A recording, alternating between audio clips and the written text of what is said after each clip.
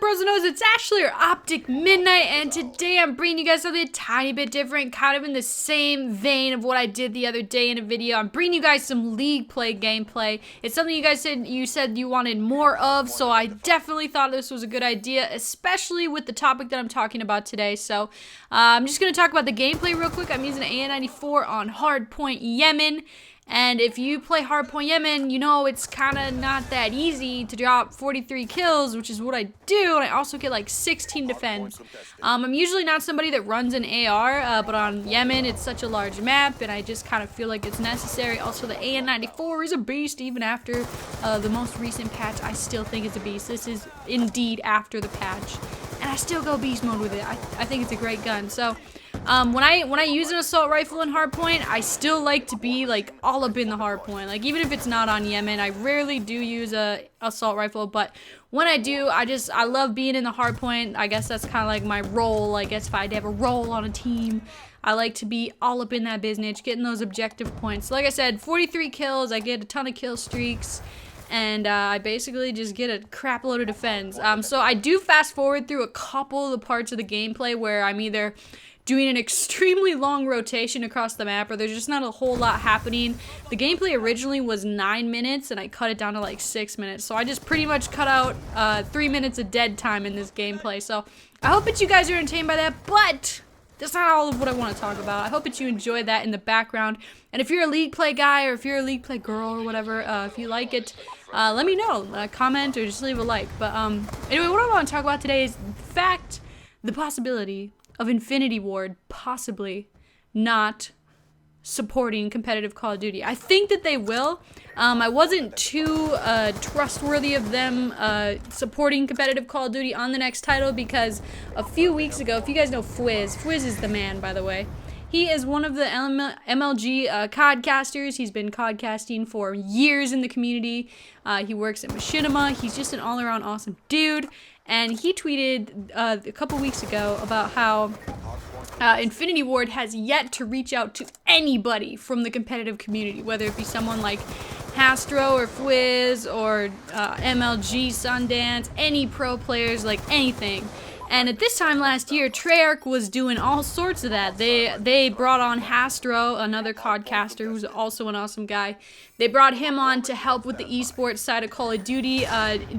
So the developers were working closely, with people from the esports community. And Infinity Ward had yet to do that. And then all of a sudden, Fwiz, again, tweets later, he tweets about pro players in the LA area wanting to possibly help with Infinity Ward, and he says that it will be worth your time. And then Sundance tweeted that it would be worth your time. So there's something going on there. Obviously, that's good news. If Infinity Ward is truly wanting to support competitive Call of Duty. I mean, if you remember Modern Warfare 3, they didn't even have LAN settings in the game. And if you don't know what LAN settings are, it's a part of the game or the menu that allows you to link together multiple Xboxes to play in private lobby. And to not even have that feature in Modern Warfare 3 was extremely difficult to have tournaments on. I mean, it was possible, but it was like some weird ass like ghetto rigged way to do it. So, just something simple like that. And the thing that really freaks me out, or not freaks me out, but the thing I'm nervous to see is the next Call of Duty. Obviously, we all know it's going to be Call of Duty Ghosts. It's coming out November 5th. That's really soon, actually. It's creeping up. What are they going to do? Are they going to have the Pick 10 system? I think the Pick 10 system, it's kind of overlooked as one of the best things about Black Ops 2. It really is one of the things that really changed this game up, especially for competitive. The amount of just things that you can have and combinations that you can make is so much more diverse than before in other Call of Duties, and that's huge. So if you think about the simple things like that, like we don't even know anything about the score streaks or just any of the guns or gun bouncing, but just a simple class creator. What kind of class creator is it going to be? Is it going to be the Pick 10? Are they going to switch it up? What are they going to do? It's just, I'm really nervous kind of to figure out what they're exactly going to be doing with Call of Duty Ghosts. From that standpoint, and also from a competitive standpoint, because I think that competitive, with the help of Treyarch this year, really blew up. It really did. If you look at the numbers and compare Black Ops 1 to Black Ops 2 competitive. I'm not including Modern Warfare 3 because obviously no LAN settings, no LANs.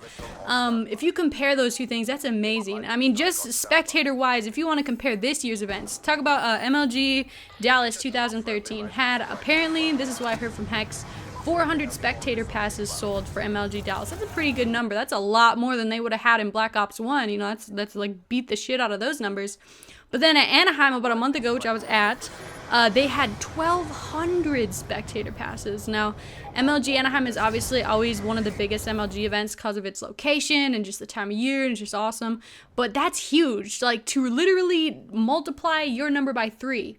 It just shows that this scene is really growing. And so if you're not into competitive, I urge you, try out League play. You know, it's kind of like a pub version of competitive, but it's still, it's a dip, you know? It's something a little bit different.